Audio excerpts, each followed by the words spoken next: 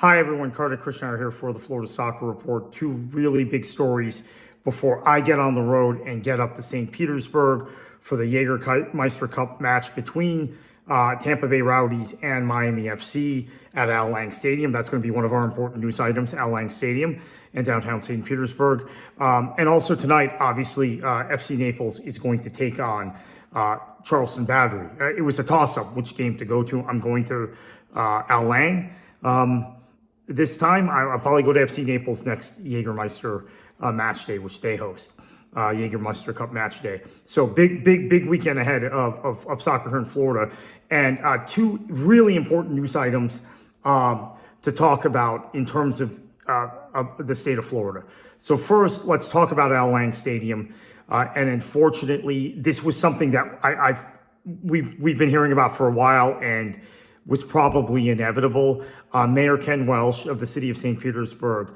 And I should say, in the interest of full disclosure, before we get started, I know a lot of the politicians in St. Petersburg through my previous other life in politics, including several members who have been on the city commission during the period of time the Rowdies have played at Al Lang Stadium. So I do know some of the cast of characters, and that maybe gives me more insight into the situation. It also may have some other ramifications in my analysis, have had some other ramifications in my analysis in the past. So they're talking about redeveloping the waterfront in St. Petersburg, in downtown St. Petersburg, and included in that would be knocking down Al Lang Stadium sometime after 2028. So we've already heard rumors that and I've heard informed speculation that the Rowdies may be prepared to leave St. Petersburg and go to Tampa in about 3 years from now. And 3 years from now would be 2028. So now that's all beginning to make sense. Does this put the Rowdies in jeopardy as a club? No, I don't think it does. Although what is a problem, I'm increasingly thinking, is the ownership of the Rays. And that's something that's very complex, and we're going to continue to get into.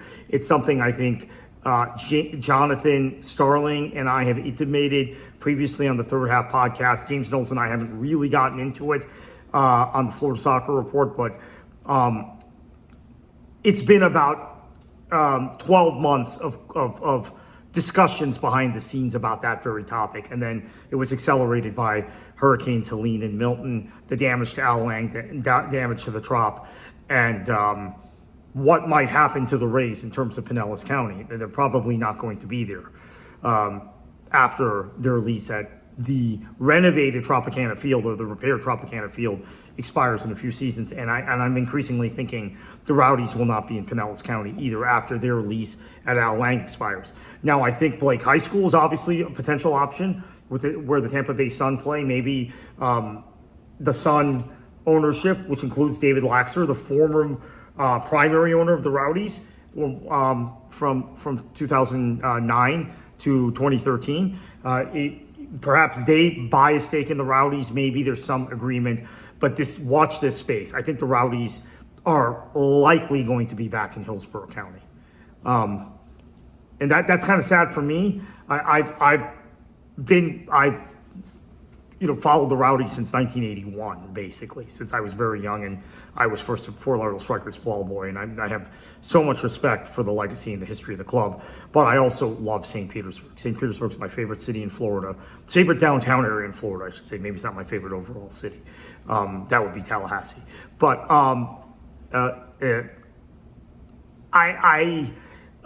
so I would hate to see them somewhere else, but at the same time, I do understand the reality of the situation, and I think in all likelihood they'll be in Hillsborough County, and that might be better for them.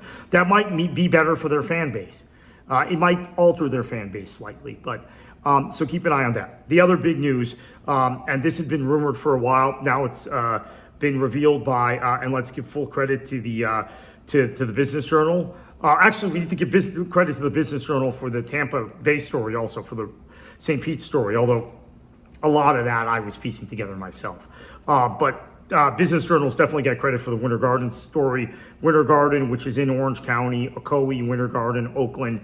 That's kind of your extreme western part of Orange County. Apopka's a little north of there.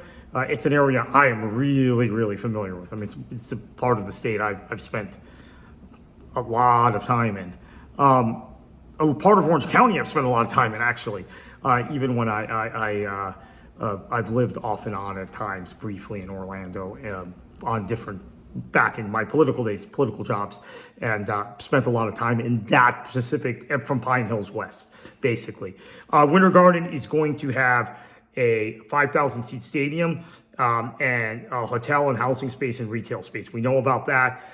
We've known about that. Now it looks like there's going to be a men's and women's professional USL team, USL Super League team, USL men's team, could be D3, could be D2. It's right in the Orlando area. It's actually not far from where the Montverde Academy is, which produces really good soccer players and has produced really good basketball players also. Montverde is just across the line in Lake County. Actually, this isn't that far east of the lake, the Orange Lake line.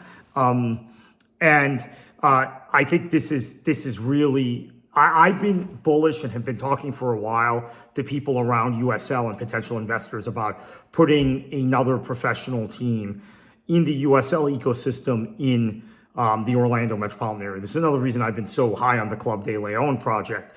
Another professional team, obviously that's NISA, and now they're doing NPSL this summer, because there is a whole wealth of talent. There's lots of land, wealth of soccer talent there, young soccer talent, lots of land, and it is a very, very difficult place to get around.